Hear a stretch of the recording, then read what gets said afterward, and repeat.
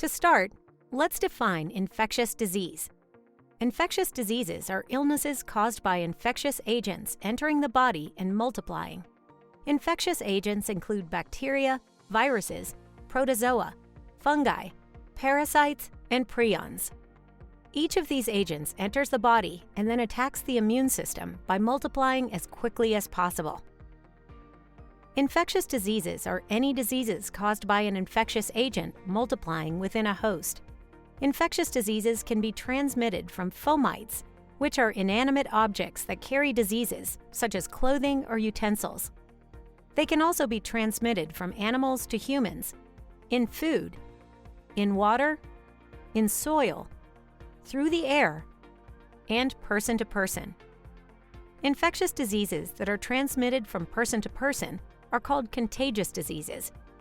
The term contagious disease refers only to those illnesses that are transmitted directly person to person. A disease can be infectious, but not necessarily contagious. For a disease to be infectious but not contagious, it means that contact with the person will not directly result in illness. For example, someone that has food poisoning caused by exposure to salmonella is not contagious to other members of their household. In order to get food poisoning, a person must eat contaminated food. This person has an infectious disease but cannot easily spread it to those around them. In contrast, someone with influenza or the flu is contagious. As they cough and sneeze, they spread infectious droplets that someone else can breathe in, leading to infection. As a CNA, you may work in a hospital, assisted living, or nursing home setting. The common infectious diseases can vary somewhat between these two environments. However, the mode of transmission is often the same. So, how are infectious agents actually transmitted? There are two primary modes of disease transmission: indirect and direct transmission. Indirect transmission occurs when an infectious agent is transferred from the reservoir to an intermediary and then onto the host. In contrast, direct disease transmission occurs without an intermediary or middle step. Indirect transmission can occur through many modes that include an intermediary.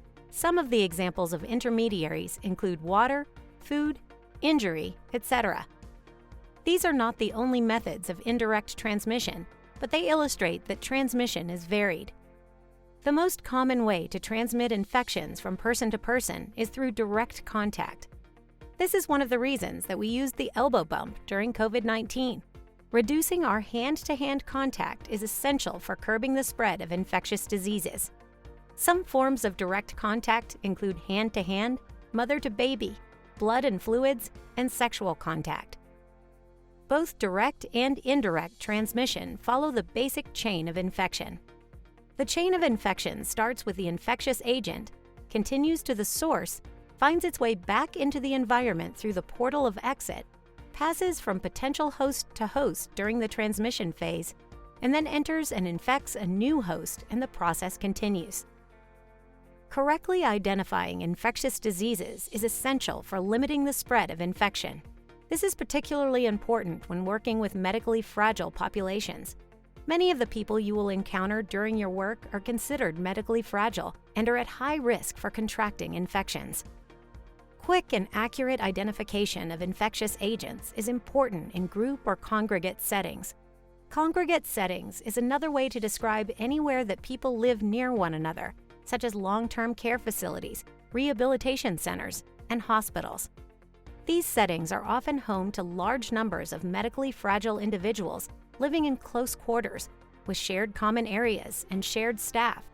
The settings are perfect for the rapid spread of infectious diseases. As a CNA, you also have the unique ability to help your patients by directly observing any changes in patients' health.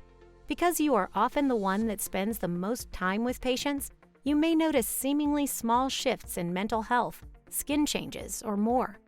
So if you see something you are not sure about, something that has changed, or something you are concerned about, report it as soon as possible.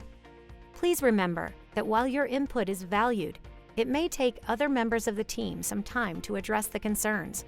A slow response does not mean that you should stop reporting your observations. Your questions bring a unique and important perspective to the care team.